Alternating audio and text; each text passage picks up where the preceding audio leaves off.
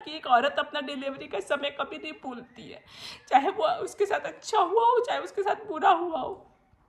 तो मैं भी ना मेरे डिलीवरी का समय कभी नहीं भूल सकती जो मेरी सास और नन ने मेरे साथ किया। डॉक्टर बोला वापस से टाकल, मैं बोली माफ करो भाई, अब मुझे बख्श दो, अब मैं कुछ। वेज रोल बनाए मैंने, बच्चों के लिए खा लिए उन्होंने। वेज रोल तो ऐसे तो नॉर्मली लोग पराठा में बनाते हैं, पर मैंने तो रोटी में बनाया क्योंकि सुबह टिफिन में पराठे लेके गए थे बच्चे लोग, तो सादा रोटी में बनाया। मन बहुत भारी हो रहा है आज, कुछ पुरानी बातें याद आ जाती है ना तो मन बहुत भारी हो जाता है। सबके साथ होता होगा। मैं पहले बैठ जाती हूँ ठीक से।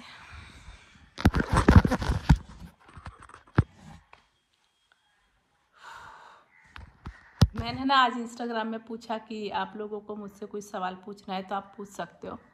तो काफ़ी लोगों ने काफ़ी सारी बातें पूछी मुझे, लेकिन एक एक मैसेज उसमें था कि कपड़े है,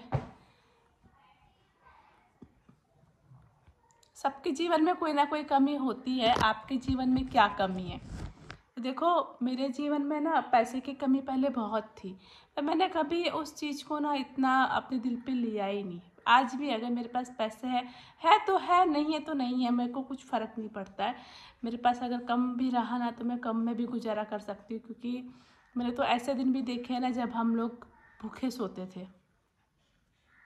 नहीं फ़र्क पड़ता है, पैसों से मेरे को ना कोई फ़र्क नहीं पड़ता है।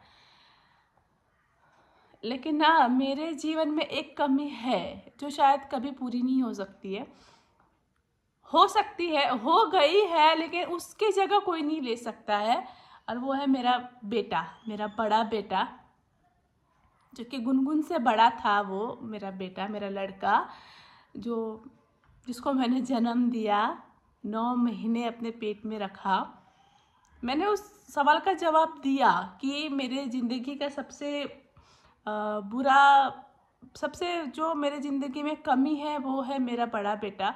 तो काफ़ी सारे लोगों ने पूछा कि दीदी आपको क्या, आपके बेटे को क्या हुआ, क्या आपका बेटा भी था इस दुनिया में?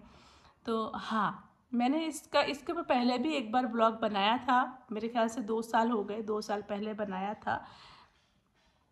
लेकिन अब कुछ नए लोग हमारे साथ जुड़ गए हैं, तो वो लोग भी जानना चाहते हैं कि क्या हुआ था मेरे साथ। मेरी ज़िंदगी का सब सबसे सबसे बुरा समय अगर मैं कहूँ ना तो वही था, सबसे बुरा समय। तो मतलब मेरा बेटा था गुनगुन से बड़ा, 1 साल बड़ा था उससे, ठीक 1 साल बड़ा, जिसकी डेथ हो गई हनुमान जयंती के दिन 2009 में। 2009 में उसकी डेथ हो गई। वो मतलब मेरी शादी 2008 में हुई थी, और मैं एक महीना मेरे मासिक, मेरे पीरियड्स आए, और उसके बाद मेरे पीरियड्स नहीं है। मतलब मैं 1 महीने बाद ही मेरा प्रेगनेंसी रह गया था, मैं प्रेग्नेंट हो चुकी थी। उस समय ना मेरे हस्बैंड की जॉब नहीं थी, और हम लोगों को बहुत सारी प्रॉब्लम्स थी पैसों की। हम लोग पूरा जॉइंट फैमिली, मतलब मेरा देवर, मेरी नंद, मेरे ससुर जी, सास, सब लोग रहते थे जॉइंट फैमिली में। रेंट के घर में रहते थे हम लोग, यहीं पिंपरी में हमने घर लिया हुआ था, और हम लोग रहते थे रेंट पे। तो मतलब मेरा प्रेगनेंसी रह गया, और मेरा फर्स्ट प्रेगनेंसी ही था। मैं बहुत छोटी थी तभी, नया नया ही मेरा शादी हुआ ही था, तो उतना अक्ल था नहीं मेरा कि मैं, खाना मुझे जाता नहीं था, बहुत सारी वॉमिटिंग होती थी। उस समय में पैसे नहीं रहते थे, और दवाई के लिए भी कभी कभी तो पैसे नहीं रहते थे, बहुत ज़्यादा दिक्कतें थी उस समय में। लेकिन फिर भी मतलब मेरा प्रेगनेंसी था, कंटिन्यू किया हमने। इन्होंने बोला कि अब है बच्चा तो रहने दो, कंटिन्यू करो इसको, तो हमने उसको कंटिन्यू किया। मेरे पेट में ना अनाज का एक दाना नहीं टिकता था उस समय, लेकिन मैं रोज़ माता रानी से कहती थी कि माता रानी मेरा बच्चा बस सही सलामत आ जाए। मेरी मम्मी रोज़ कॉल करती थी, और मेरे हस्बैंड ने ना मुझे मायके नहीं जाने दिया था, बोले थे कि तुम्हारा डिलीवरी यहीं पे होगा, तुम हम मुझे छोड़ के कहीं नहीं जाओगे। वो ना मेरे बिना नहीं रह पाते थे, और मेरी सास ने भी बोला कि मैं हूँ ना, मैं सब करूँगी, तुमको जाने की ज़रूरत नहीं है। तो मैं नहीं गई मेरे मायके, और मैं यहीं पर थी, ससुराल में ही थी, पिंपरी में ही, और वहीं बगल में ही था स्वामीनाथन हॉस्पिटल, वहीं पे मेरी ट्रीटमेंट चल रही थी। देखते देखते देखते देखते सुख दुख करते करते 7 महीने गुजर गए। 7वां महीना मेरा चल रहा था, तब मैंने सोनोग्राफी करवाई, तो पता चला कि बच्चा मेरा छोटा है, मतलब उतना उसको ग्रोथ नहीं हुआ है। तो डॉक्टर ने ढेर सारी दवाइयाँ लिख के दी, बोले कि तुमको खानी है वरना बच्चे को कुछ भी हो सकता है। तो फिर इन्होंने लेकर आए सारी दवाई। तब ना मेरे हस्बैंड ट्यूशन पढ़ाते थे, उनके पास जॉब भी नहीं थी, और घर घर जाकर ट्यूशन पढ़ाते थे। तो लेकर आए सारी दवाई, मैंने 1 महीना जमकर दवाई खाई, जमकर खाना खाया कि मेरे बच्चे को कुछ नहीं होना चाहिए। मेरी सासू माँ ने भी बहुत केयर किया। मेरी मम्मी रोज़ कॉल करती थी, पिंकी तू कैसी है बेटा, तू कैसी है। सारे सब लोग ने मुझे सब कुछ समझाया, सब कुछ स्मूथली सब कुछ जा रहा था। 8वें महीने में फिर से सोनोग्राफी हुआ, तो बच्चा ओके था, मतलब उसका वेट, उसने वेट गेन कर लिया था बेबी ने, और वो सही था, सब कुछ अच्छे से जा रहा था। फिर मेरा ना 9वां महीना स्टार्ट हो गया, मतलब 8वां ख़त्म हो गया और 9वां लग के हो गया था 10 दिन। तो मेरा जो बच्चा था मेरे पेट में, वो बहुत ज़्यादा मूवमेंट करता था, बहुत उसकी मूवमेंट होती थी, और मुझे ना वो फील होती थी जैसे कि फुटबॉल कोई खेल रहा ना, उस टाइप का मुझे फील होता था। तो देखो मेरा फर्स्ट ही प्रेगनेंसी था, उतना बुद्धि मुझे भी नहीं था। मैं मेरी सास को बताती थी कि मम्मी अभी इधर लात मारा, अभी इधर ऐसे हुआ, सब कुछ अच्छे से जा रहा था। लेकिन एक दिन क्या हुआ ना, रात को मुझे ऐसा लगा कि मूवमेंट कुछ कम हो रहा है करके, है ना, ऐसा मुझे फील हुआ। फिर देखा कि फिर मूवमेंट स्टार्ट हो गया था उसी रात को। तो मुझे लगा कि नहीं, अभी तो मूवमेंट हो रहा है, तो सब कुछ ठीक है। और फिर अगले दिन मैं सब अपना काम धाम करने लगी। सुबह उठकर, उसी दिन मेरा ना अपॉइंटमेंट था, डॉक्टर के पास जाना था, मतलब रेगुलर चेकअप के लिए। तो मैं 2 बजे चली गई डॉक्टर के पास। तभी मतलब मूवमेंट नहीं हो रहा था मेरे बेबी का। जब मैं डॉक्टर के पास गई तो मैंने उनको बोला कि देखो इसका मूवमेंट नहीं हो रहा है, अभी मैं जब से आपके दवाखाने में आई हूँ तब से तो नहीं हुआ है। तो उन्होंने सब कुछ टेस्ट किया, वो धड़कन वगैरह सुना, उन्होंने मुझे कुछ नहीं बताया। बोले कि तुम जाओ और ये अर्जेंट में ये सोनोग्राफी करवाओ। तो मैं गई और अर्जेंट में सोनोग्राफी करवाई। मेरे हस्बैंड भी आए साथ में, बाइक से वो गए, मैं और मेरी सास ऑटो से गए, सोनोग्राफी करवाए। रिपोर्ट आया, कुछ तो अलग सोनोग्राफी करवाया था उन्होंने, मुझे अभी नाम नहीं याद है उसका, लेकिन उस समय में उस सोनोग्राफी का 2500 रुपये लिए थे। कुछ तो अलग टाइप का सोनोग्राफी था। सोनोग्राफी करवा के आई, क्लिनिक में मैं आई, तब तक बज गए थे 7। मैं गई थी कितने बजे हॉस्पिटल में, 2 बजे से गई हुई थी, 7 बज गए थे। तो फिर डॉक्टर ने सोनोग्राफी चेक किया, उन्होंने कहा कि तुम्हारे बेबी का धड़कन नहीं है, बेबी ख़त्म हो चुका है तुम्हारे पेट में। तो मैंने कहा कि जा, ऐसे कैसे ख़त्म हो गया? तो बोला कि मूवमेंट नहीं है उसका। एक्चुअली एक ऐसा ऐसा नहीं क्या, एक जैसे पोटली होता है, ऐसा पोटली है ना, ये पोटली, तो आप इसको पानी के इसमें रख दो तो ऐसे इधर से उधर वो लुढ़कते रहता है ना, तो वो ऐसे मेरे पेट में लुढ़क रहा था और मुझे लग रहा था कि वो मूवमेंट कर रहा है। मतलब मैं कैसे आप लोगों को समझाऊं कि ये एक पोटली है ना, इसको आप, एक बैलून है, ये एक बैलून है, इसको आप पानी के मग्गा में, बकेट में रख दो तो ऐसे ऐसे गुलाटी मारेगा ना ये। तो वही मेरे साथ हुआ, मुझे पता नहीं चला कि बेबी का मूवमेंट ख़त्म है, नहीं है बेबी। और ये मतलब हमको पता चला रात के 8 बजे पता चला, और मैं बिल्कुल भी होश में नहीं थी। मेरा बिल्कुल भी, मुझे कुछ भी कंट्रोल नहीं था उस समय में। मैं बहुत छोटी थी और मेरे हस्बैंड भी बहुत छोटे थे उम्र में। तो फिर मेरे हस्बैंड ने बोला कि अब क्या, डॉक्टर को पूछा अब क्या, तो बोले अब क्या, बच्चे को निकालना पड़ेगा, हो सकता है ऑपरेशन करना पड़े या फिर नॉर्मल डिलीवरी हो जाए। तो मैं इतनी बुर्बक थी ना, मैं डॉक्टर को क्या पूछ रही हूँ कि अच्छा आप ऑपरेशन करोगे तो मुझे मेरा बच्चा मिल जाएगा। डॉक्टर बोले देखो वो इस दुनिया में नहीं है, वो तुमको नहीं मिल सकता है।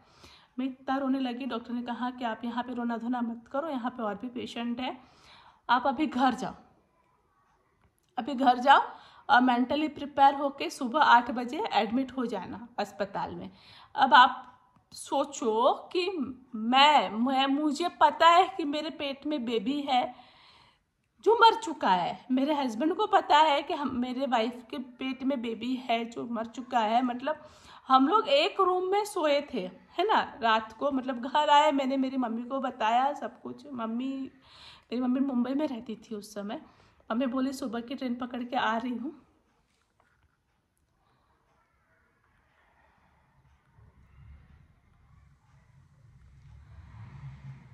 ऐसा सिचुएशन था घर में कि हमको पता है कि हमारे पेट में जो बच्चा है वो मरा हुआ है और हम कुछ उसको कर नहीं सकते थे।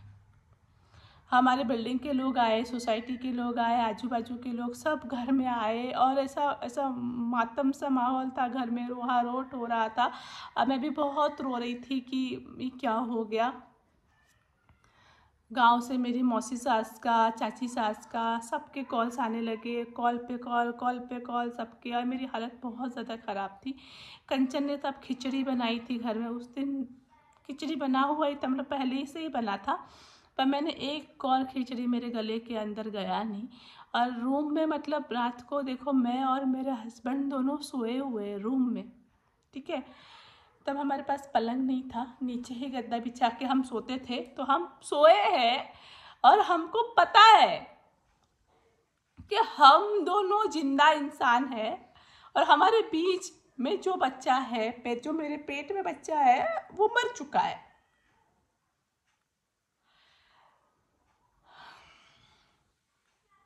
वो जो पल था ना, वो जो पल, एक सेकेंड, तो वो जो पल था ना, वो बहुत ज़्यादा पेनफुल था। वो हमने पूरी रात में और मेरे हस्बैंड ने एक भी ऐसे आँख बंद नहीं किया रात भर। ऐसे हम लोग सोए नहीं, टुक टुक टुक टुक एक दूसरे को देख रहे थे। सुबह उठी, मैंने चाय पी और मुझे भूखे पेट जाना था अस्पताल में। अस्पताल चली गई, मेरे सारे टेस्ट हुए, मुझे भर्ती कर दिया गया हॉस्पिटल में। हॉस्पिटल का ड्रेस दे दिया गया, एनिमा वगैरह जो भी रहते हैं उनकी फॉर्मेलिटी सब कुछ उनका स्टार्ट हो गया, उनका ट्रीटमेंट स्टार्ट हो गया।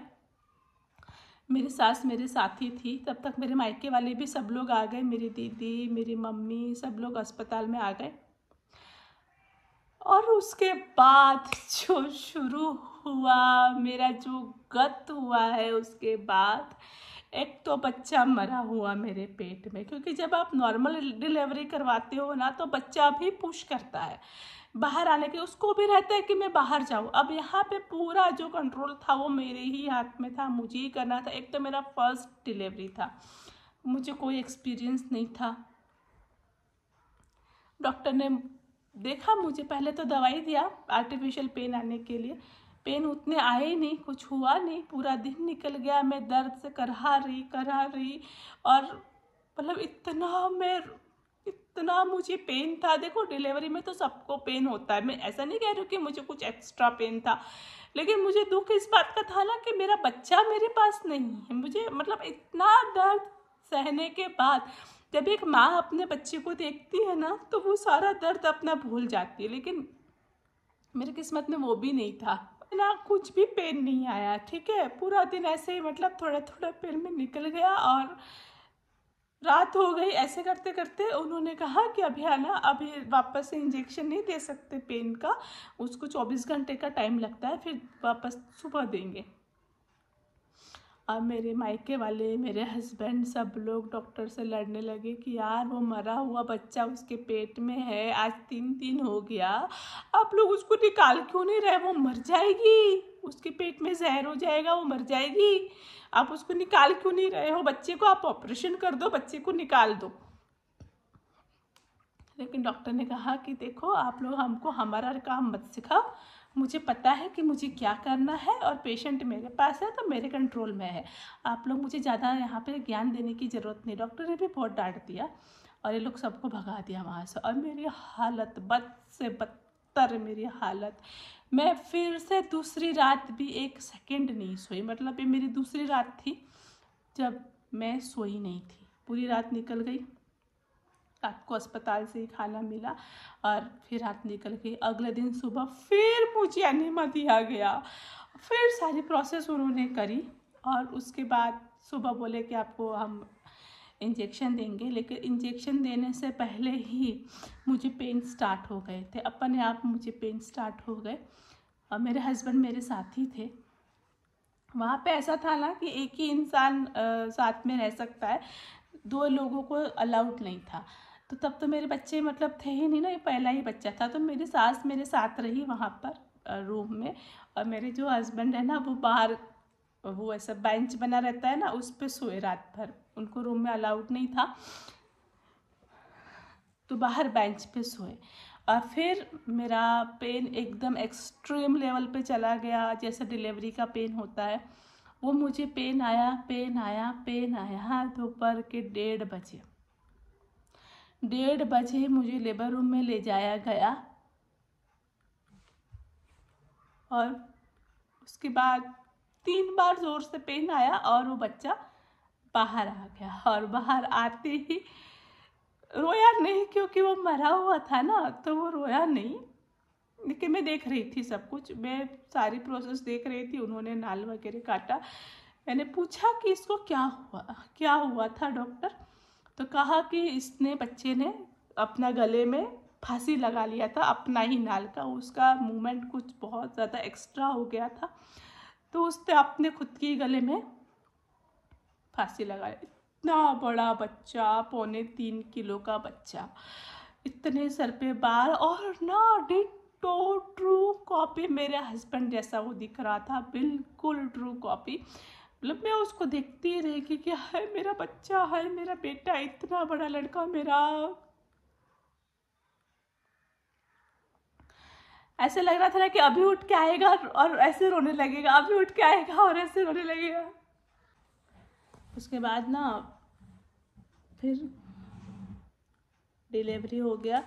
और जो बच्चा था ना वो ट्रे से भी बाहर जा रहा था, जो हॉस्पिटल का ट्रे रहता है ना जिसमें बच्चे को रखा जाता है, वो उसके पैरों से भी बाहर जा रहे थे। इतना लंबा लड़का था वो, इतना गोरा, इतना, उसके सर पे बाल थे, काले काले घुंघराले बाल। ये लंबा लड़का, ये गोरा चिट्टा मोटा सा लड़का था मेरा।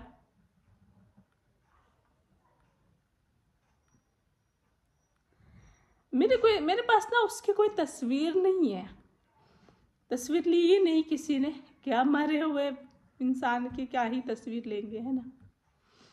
देखो, दुख सबके पास होता है, इस दुनिया में ऐसा कोई नहीं जिसके पास दुख नहीं होता है। सब लोग नहीं दिखाते, लेकिन होता है, दुख सबके पास होते हैं।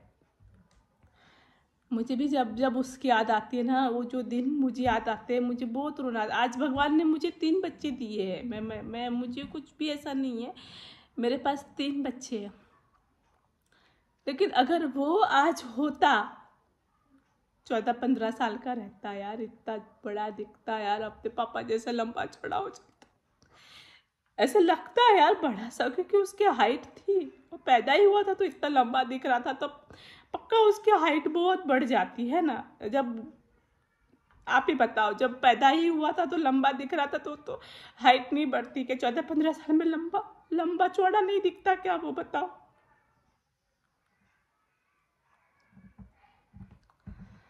बहुत याद आती है यार मुझे। कभी कभी ऐसे नहीं याद करती हूँ मैं, पर जब भी कुछ इंसिडेंट हो जाते हैं ना, तो मुझे वो मेरे बेटे की बहुत याद आती है, बहुत बहुत याद आती है।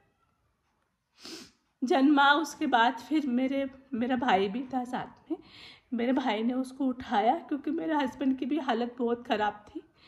तो उसको उठाया, सफ़ेद कपड़े में लपेटा मेरे बच्चा को। डॉक्टर ने कहा कि देखो, यहाँ पे रोना धोना नहीं करना।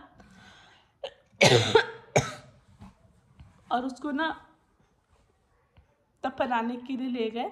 वहाँ पे कुछ था, कब्रिस्तान टाइप का था, वहीं पे ले गए शायद। वो मतलब डॉक्टर ने कहा था कि वहीं पे दफनाते जो बच्चे मरे हुए पैदा होते हैं उनको। वो कासरवाड़ी में था। तो मेरा भाई और मेरे पति गए ऑटो से, ऐसे ऐसे हाथ में लेकर गए उसको सफ़ेद कपड़े में, और उसको वहाँ पे दफना दिए। फूल माला अगरबत्ती सब चढ़ाए, और वो जो था ना मिट्टी खोदने वाला, उसको 500 रुपये दिए, और वापस आ गए घर पे। घर पे नहीं, अस्पताल में आए। और मुझे मेरा बच्चा ला के दो, मुझे मेरा बच्चा चाहिए, मुझे मेरा बच्चा चाहिए। और मेरी हालत ऐसी थी ना कि किसी का बच्चा ना अस्पताल में, मैं सोचती थी मैं इसका बच्चा लेके भाग जाऊँ, मैं उसका बच्चा लेके भाग जाऊँ, अब मुझे बच्चा नहीं होगा, मुझे कभी बच्चा नहीं होगा। बहुत ज़्यादा मेरी हालत ख़राब हो गई थी। उसके बाद मैं बहुत ही भयंकर डिप्रेशन में चली गई थी, बहुत ही भयंकर वाला डिप्रेशन का शिकार हुई थी मैं। मुझे घर पे लेकर आए, नॉर्मल डिलीवरी हुआ था। डॉक्टर ने पैसे भी बहुत कम लिए मुझसे, कुछ 2-3 हज़ार रुपये ही चार्ज लिए, क्योंकि एक तो हमारी कंडीशन बहुत ख़राब थी फाइनेंशियली, और बच्चा भी खो चुके थे हम लोग। दुख का माहौल था। घर पर आए, और मेरी सास ने ना मेरा पूरा केयर किया, ठीक है ना, झूठ नहीं बोलूँगी। तो वो शाम का टाइम है, मैं झूठ नहीं बोलूँगी। मेरी सास ने ना मेरे पीरियड्स के नैपकिन तक फेंके, क्योंकि मैं इतना ज़्यादा डिप्रेशन में थी, मैं इतनी ज़्यादा, मेरी हालत ख़राब थी, मुझे कुछ भी होश नहीं था, ना मैं खाना खाती थी, ना मैं दूध पीती थी, इतनी ज़्यादा मेरी हालत भयंकर ख़राब थी। मेरी सास ने मेरा सारा काम किया, और मेरी ननद ने, आज अगर मैं मेरी सास और ननद को इतना पूछती हूँ ना, तो उन्होंने मुझे ना, वो कहते हैं ना कि एक औरत अपना डिलीवरी का समय कभी नहीं भूलती है, चाहे वो उसके साथ अच्छा हुआ हो, चाहे उसके साथ बुरा हुआ हो। तो मैं भी ना मेरे डिलीवरी का समय कभी नहीं भूल सकती। जो मेरी सास और ननद ने मेरे साथ किया, कभी नहीं भूल सकती हूँ मैं। आज अगर मैं मेरी नंद को इतना सपोर्ट करती हूँ ना, वो बहुत अच्छी है। सचमुच में मेरी सास और नंद है ना, ऐसा मेरा ऐसा नसीब है ना कि मुझे ऐसे लोग मिले, ईश्वर की कृपा है। मेरा हर काम मेरी सास ने किया, हर काम। उसके बाद जो मुझे स्टिचेस लग गए थे, उसमें मुझे घाव हो गया, क्योंकि टाँके लगे थे मुझे, फर्स्ट डिलीवरी था तो टाँके लग गए थे नीचे, उसमें मुझे इतना बड़ा घाव हो गया, इतना पेन, उसमें इतना पस हो गया था, इतना पेन रहता था। वो ट्रीटमेंट मेरा 15 दिन और चला। डॉक्टर बोला वापस से टाँका ले। मैं बोली माफ़ करो भाई, अब मुझे बख्श दो, अब मैं कुछ टाँका भी नहीं लेने वाली हूँ, मुझे ऐसे ही मर जाने दो, मुझे कुछ नहीं करना। ये लोग ना मुझे बांध के रखते थे, इनको लगता था मैं किधर जाके मर जा।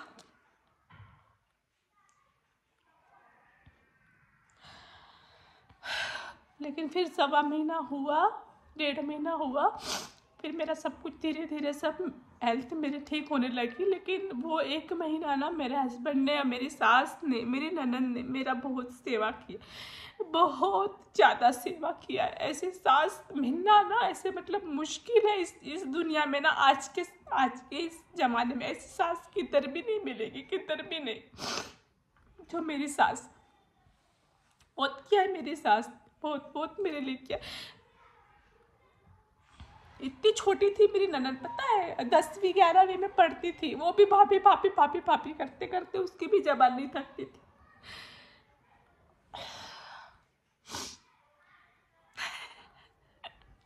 ऐसे रस्सी बांध के रखती थी कि मैं भाग जाऊंगी।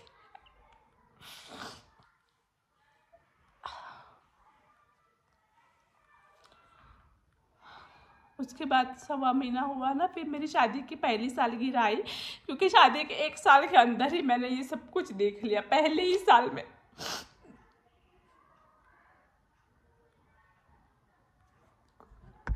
पहले ही मैंने अपने पापा की मौत देखी हुई थी घर में, और फिर ये शादी के 1 साल में इस बहुत कुछ देख लिया मैंने। फिर जब मेरी फर्स्ट एनिवर्सरी आई ना, 26 मई को मेरी सालगिरह आती है, तो फिर वही 22-23 मई को हम लोग गोवा के लिए निकले, हम दोनों हस्बैंड वाइफ। और फिर इन्होंने मुझे गोवा घुमाया, पैसे नहीं थे फिर भी लेकर गए, यहाँ वहाँ से जुगाड़ करके, क्योंकि मेरा दिमाग ही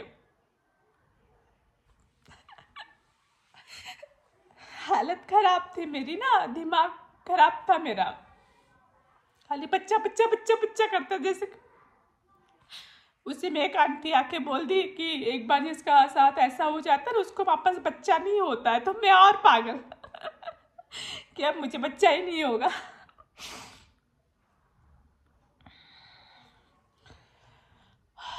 खैर ऐसे मैं नहीं याद करती हूँ, लेकिन कभी कभी याद आ जाती है यार, क्योंकि वो मेरा अंश था। उसको कैसे भूल सकती हूँ यार, मेरे पेट से निकला था वो, उसको मैं कैसे भूल सकती। लोग बोलते हैं कि अब तो तुम्हारे पास 3-3 बच्चे हैं, तुम क्यों उसको याद करती हो, क्यों रोती हो, लेकिन मैं नहीं रोती हूँ। आपने कभी मुझे देखा, उसको मैंने कभी जिक्र किया? लेकिन कभी कभी तो हो जाता है ना यार, कभी कभी तो याद आ जाती है, क्या करेंगे। तो वही हुआ था मेरा बच्चा, मतलब जन्म लेने से मतलब टाइम हो गया था डिलीवरी का, ऑलमोस्ट बर्थ होने ही वाला था उसका। 2.25 किलो का पैदा लिया, लेकिन वही मरा हुआ पैदा लिया, वो नहीं है इस दुनिया में। गुनगुन से ठीक 1 साल बड़ा था। उसके जाने के बाद मुझे बहुत लोगों ने बहुत कुछ ताने मारे कि बच्चा कहाँ गई, मतलब मेरे घर वालों ने नहीं, बाहर के लोगों ने, बच्चा खा गई, बांझ है, इसको कभी बच्चे नहीं होंगे, मनहूस है, बहुत कुछ सुना मैंने। फिर गुनगुन आई ना, फिर सब कुछ ठीक हुआ। तभी तो गुनगुन को इतना ज़्यादा मैं प्यार करती हूँ। आप लोग बोलते हो ना कि आप बड़ी बेटी को ज़्यादा प्यार करती हो, तो उसका कारण यही है, क्योंकि वो मरने के बाद ये आया। वो बोलते ना मरे हुए पे जो आता है ना, वो ज़्यादा ही माँ के क्लोज हो जाता है। तो गुनगुन इसीलिए ना मेरे बहुत ज़्यादा क्लोज है। इतना टिंकू और मुनमुन नहीं है क्लोज जितना गुनगुन। और ये सच बात है कि मैं गुनगुन को ज़्यादा प्यार करती हूँ, क्योंकि वो मेरा इतना बुरा समय गुजरने के बाद वो मेरे जीवन में बहुत सारी खुशियाँ लेकर आई थी। उसने मुझे माँ बनाया, माँ बनने का सुख दिया, तो मैं उसको ज़्यादा प्यार करती हूँ। बात सच है। ऐसा नहीं कि उन दोनों को प्यार नहीं करती, उनको भी करती हूँ। माँ के लिए सब बच्चे एक बराबर होते। मन हल्का हो गया मेरा, अभी मैंने रो लिया ना, बहुत मन हल्का हो गया। जाती हूँ अब मैं, बाय बाय।